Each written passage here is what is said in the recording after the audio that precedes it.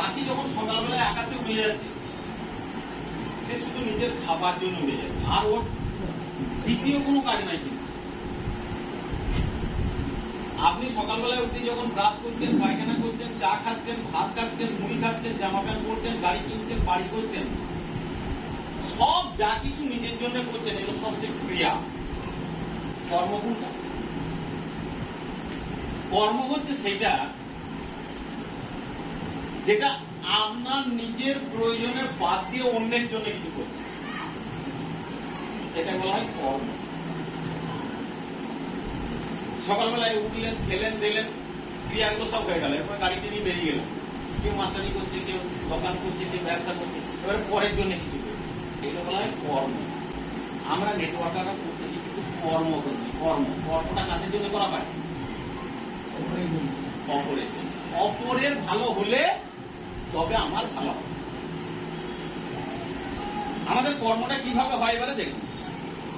ধরুন আপনার এখানে একটি দুতলা বিল্ডিং আছে, আপনার এইদিকে একটা বিল্ডিং আছে, এইখানে একটা বিল্ডিং আছে, এইখানে একটা বিল্ডিং আছে, আর এখানে একটা বিল্ডিং আছে।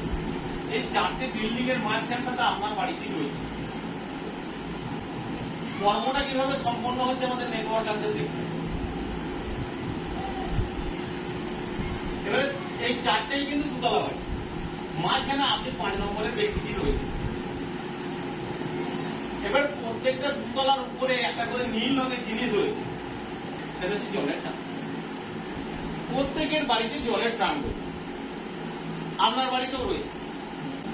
কিন্তু এই 4 জনাকার বাড়িতে ইলেকট্রিসিটি রয়েছে, আপনার বাড়িতে নেই।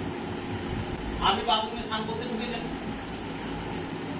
এদের প্রত্যেকের বাড়িতে 500 লিটার জলের ট্যাঙ্ক, আবার আপনার ট্যাঙ্কটা হচ্ছে 1000 লিটার, আর এদের গুলো সবই কত? 500 লিটার। মজাদার ব্যাপার হচ্ছে আপনি স্নান করতে নেমেছেন, স্নান করতে বাথরুমে ঢুকে গেছেন, আপনার বাথরুমে আপনি ঢুকেছেন, স্নান করতে যেই ঢুকলেন দেখলেন আর জল নেই। আপনি কি করবেন? ফার্স্ট বেরিয়ে আসবেন, এসে কি করবেন? পাম্প চালাবেন। কিন্তু প্রথমে আপনাকে বলা হয়েছে আপনার বাড়িতে কোনো ইলেকট্রিসিটি নেই, শুধু ট্যাঙ্কি রয়েছে। তাহলে কি করবেন?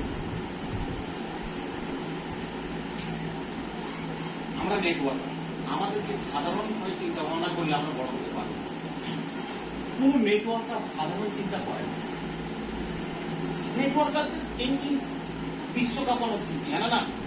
এক একটা বড় বড় নেটওয়ার্কার তারা বিশ্বজয় করে বসে আছে, হাজার হাজার মানুষের মন জয় করে বসে আছে, তারা কর্ম করছে। এবারে আপনি ঘর থেকে বেরিয়ে এসে 1 নম্বর বাড়িতে যাবেন, ইনি দরজা লাগিয়ে ঘুমোচ্ছেন, আপনি এই দিকে যে উঠাবেন, দরজা লাগিয়ে ঘুমোচ্ছে, কলিং বেল বাজালেন, কিন্তু এত ঘুমোচ্ছে শুনতে পাচ্ছেন না। আপনি জোর দরজা ঢাকান, ঠেলছেন, বেরিয়ে এলো, কি হয়েছে? এরকম করে দরজা ঠেলছেন না, দাদা আপনার পাম্পটা চালান। ঠিক দ্বিতীয় বাড়িতে তো গেলেন, এরা কিন্তু সবাই জেগে আছে, এদেরকে বললেন দাদা আপনার ট্যাঙ্কি জল নাই, পাম্পটা চালান। তৃতীয় বাড়িটাতেও গেলেন, এরকম ওরা ঘুমোচ্ছে, আপনি দরজা ঠেলছেন, জোর দরজা ঠেলছেন, সেটা উঠালেন, বললেন দাদা আপনার ট্যাঙ্কিতে জল নাই, পাম্পটা চালান। চতুর্থ বাড়িতে গেলেন, এরাও কিন্তু ওই আধমনা হয়েছিল, আপনি এদেরকে উঠিয়ে এদের সবাইকে কাম চালনা করেন, পাম্প চালনা করেন।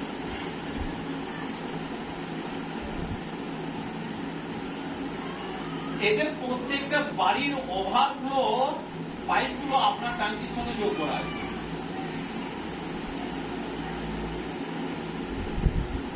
এদের ট্যাঙ্কিগুলো ভর্তি হলে আপনার ট্যাঙ্কটা ভর্তি হবে। বুঝতে পারছেন? ভিতরে ঢুকতে পারছেন কি বলতে চাইছি? এদের প্রত্যেক ট্যাঙ্ক যদি ভর্তি হয় তবে আপনার ট্যাঙ্কটা কি হবে? কারণ ওভারফ্লো পাইপটা আপনার ট্যাঙ্কিতে যোগ করা আছে, এদের গুলো সব 500 আর আপনারটা একমাত্র 1000। নেটওয়ার্ক বলছে আপনার এই চারটে দরজা বন্ধ আছে, কারো খোলা আছে, আপনার সঙ্গে এই চারটে পিলার যে এসেছে এদের টানগুলো আপনি আগে ভর্তি করুন, সেই কর্মটা করুন, তবে আপনার টানটা অটোমেটিক ভর্তি হবে।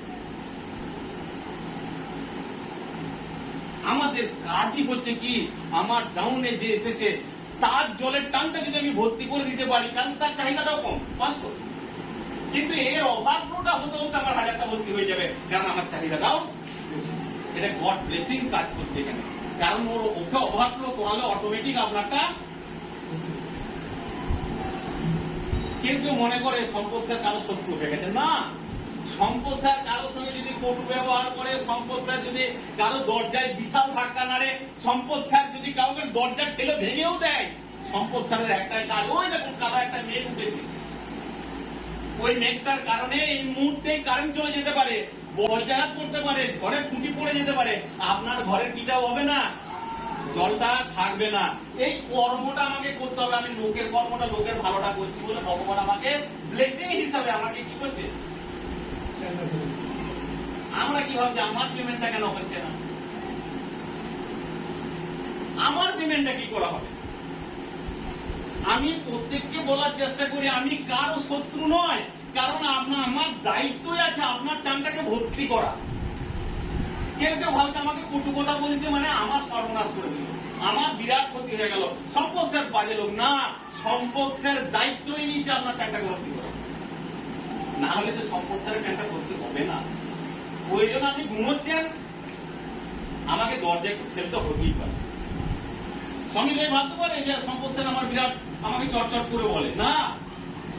আমি চটচট করে এই কারণে বলে ঘুমিয়ে আছে বলে, হ্যাঁ না, ও তো কারণ ওটা ভর্তি হতে হবে আগে।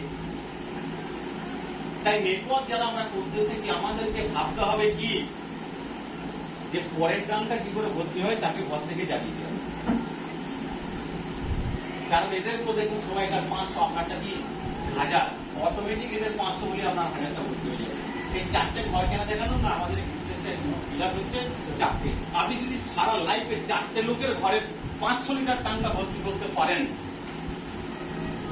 সব সময় আপনাকে ভাবতে হবে যে জয়েন করেছে তার কিভাবে উন্নতি করা। আমার পেমেন্টটা কেন হলো না স্যার এই সপ্তাহে, এখানে কিছু হয় না। আমি তো 5 বছর করছি, এখানে কিছু হয় না। আমি তো 3 বছর ধরে আছি, এখানে কিচ্ছু হয় না। তুমি করেছো ওটা কি, তুমি খালি তোমার কথা ভেবেছো। তোমার উচিত ছিল কর্মটাকে ঠিকঠাক করা।